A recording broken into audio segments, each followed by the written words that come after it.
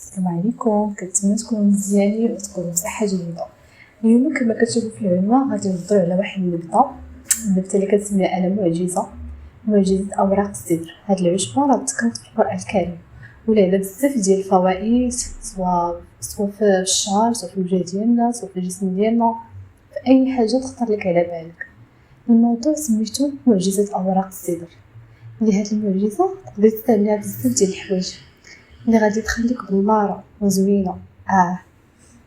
غادي نطلقوا في كل بارتي على ديال هاد العشبه فاش كتصلح. نبداو باول حاجه كما كتشوفوا في الصوره، هذا هو اوراق السدر. اللي ما كيعرفش اوراق السدر، هادو هما الورق ديالو.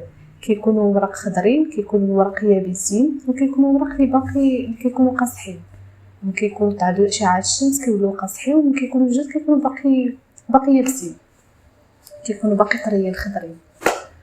وبالنسبه لهاد اوراق السدر راه كيتباع عند العطار، تقدروا تلقاوه في اي بلاصه، تقدروا تلقاوه في الغابات، تقدروا تلقاوه مثلا في البوادي، تقدروا تقطفوه في البوادي الا مشيتو مثلا شي باديه ولا شفتوه في شي بلاصه تقدروا تقطفوه بيديكم، اولا تقدروا تشريوه عند العطار. واللي هي العطار اوراق السدر هو يعطيهم لك. ملي كيكونوا ديال الازكار كنقولوا حنا بالدارجه ازكار، كيكون فيه دوك الورقات. المهم بالنسبه لهاد اوراق السدر غنبداو باول حاجه ديال الشعر. كيصلح الشعر اللي عنده مشاكل ديال الشعر، مثلا عندك التساقط ديال الشعر، مثلا شعرك قليل ما كيطوالش، مثلا عندك مشكل ديال فروه الراس ديالك، عندك القشره، عندك مثلا الحبوبات اولا شي ميكروب في شعرك، راه كيصلح لي اوراق السدر. غادي تبدي بدوك الاوراق ديال السدر. من الاحسن الا بغيتي تقدري تمشي عند العطار تقولي ليه يعطيك اوراق السدر مطحونين، اولا تجيبيهم انت. من الاحسن تجيبيهم انت باش تعرفي زعما شنو درتي. غادي تشري اوراق السدر وغادي بيهم للدار وغتنقيهم باش تحيدي منهم الحجر ولا الشوكه الا كانت فيها، وغادي تجيهم وطحنيهم في الماكينه ديالك. ما طحنيهم تغربليهم الا بغيتي تخليهم في قشورهم اولا تقدري تغربليهم. من بعد شنو كديري؟ الطريقه ديال الوصفه ديالها، كتجيبي واحد الاناء كديري فيه معلقه على حسب النوع ديال شعرك، وشعرك طويل وشعرك قصير. تقدري تاخدي معلقه حتى لجوج حتى 3 حتى 4 الملاعق كبار ديال الطحين ديال اوراق السدر، وتخلطيه مع ماء دافي. بغيتي ماء بارد، بغيتي ماء فاتر ولا ماء دافي، تخلطيهم مزيان حتى تكون بحال على شكل رغوه. المهم ما تكونش قاصحه وما تكونش ماء، تكون متجانسه كما كنعرفوا. ملي كتخليها مثلا خليتيها متجانسه، خليتيها واحد المده، واحد الدقائق، كتجمع ليه. ولا الا درتيها مجموعه كتبقى عجينه. اللهم تديرها بحال تكون شويه سائله باش تيري تجمع تكون متجانسه وكتطبقيه على شعرك. بالنسبه لواحد الملاحظه غنقولها لكم، اغلبيه كيجبد اوراق السدر كيديروا شعرهم، كيديروا الاطراف فروه الراس. الاطراف ديال الشعر مكيدارش ليه. لقى شحال من الناس كتبقى تسمعوا راه كنديروا شعري وكيولي شعري جاف، كينشف لي شعري. اش الطريقه باش درتيه راه خاطئه.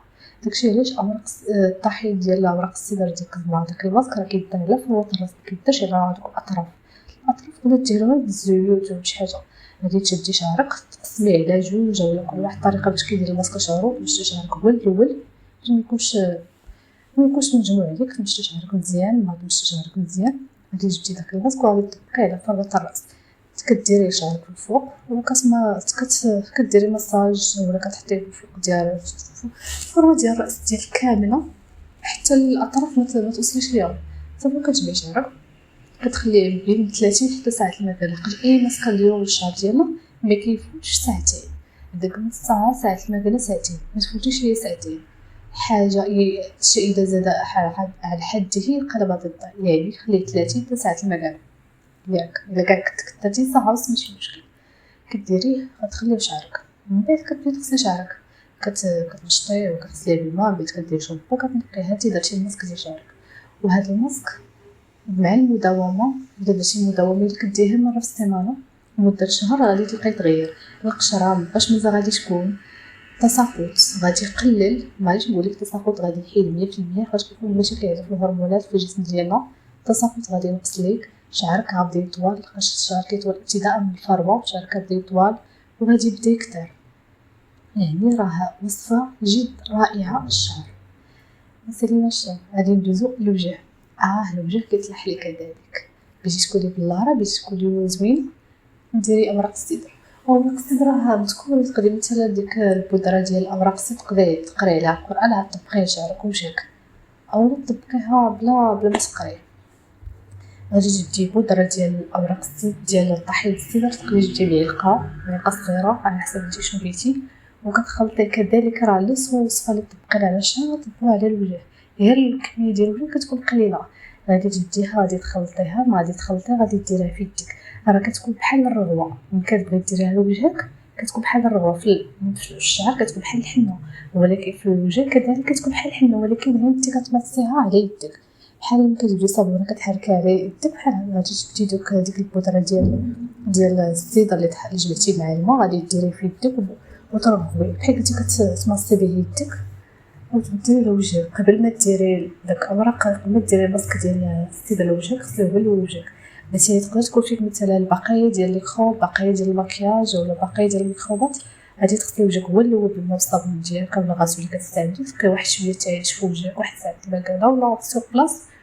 جبتي داك الماسك غادي ديريه في يدك وترغويه مزيان. راه ملي كترغويه كيولي بحال الصابون، عرفتي داك الصابون كتمصي لوجهك، كتمصي كديري مساج لوجهك، كتحركي به وجهك وكتخليه واحد ربع ساعه حتى 3 دقائق باش ينشف.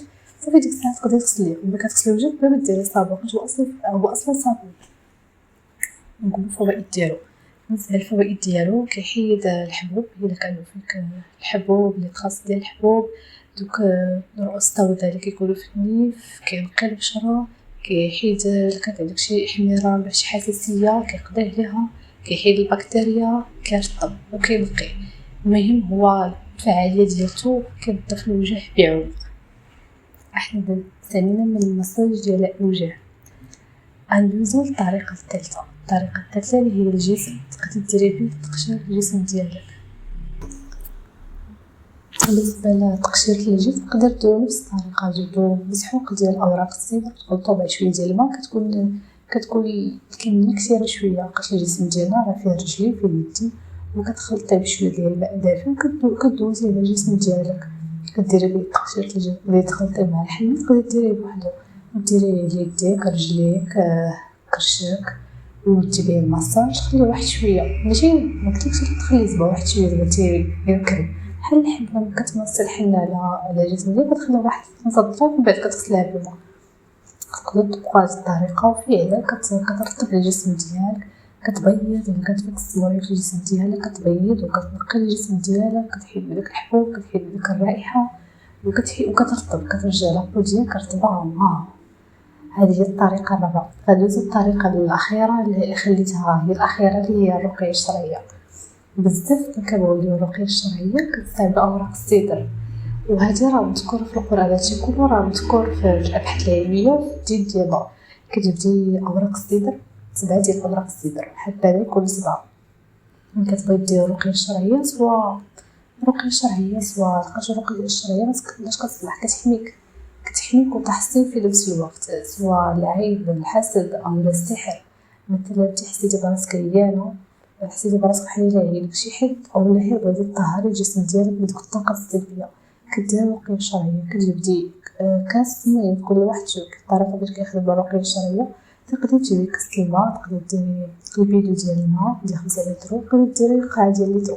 كديري 7 ديال اوراق الصدر، يا اما كتجبدي دوك 7 اوراق الصدر كتلحوها في القريعه، اولا كتجبديهم كتدقيهم كيوليو بحال شي بودره، عاد كتحطيهم في داك الماء.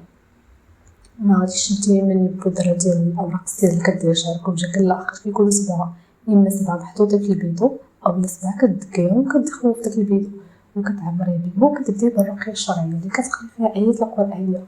آيات القرآن اللي معروفة بالرقية الشرعية اللي هي الفاتحة، آية الكرسي، المعوذات اللي هي الفلق والناس والإخلاص، وكديري صور أخرى بحال آية الكرسي أو آخر سورة البقرة وبعض السور من القرآن. من الصور اللي كيختص في الرقية الشرعية، ولا آية العين، آية الحسد، آية السحر، آية النور. كديريهم وكتقريو داك الفيديو وكتدفتيهم، من بعد كتكوني ساليتي الرقية. صافي كتجبدي دوك الماء كتغسلي بهم الجسد ديالك، اولا كتغلي داك الماء اللي غسلتي به متخويش في الحمام، كتجبدي كتسكريبيه ولا كتخوي في الجردة، اولا تقدري تجيبي شويه ديال الماء كديريه في البخار وكترشي على الجسم ديالك. المهم هادشي اللي ديما نقول في اوراق السدر. شكرا.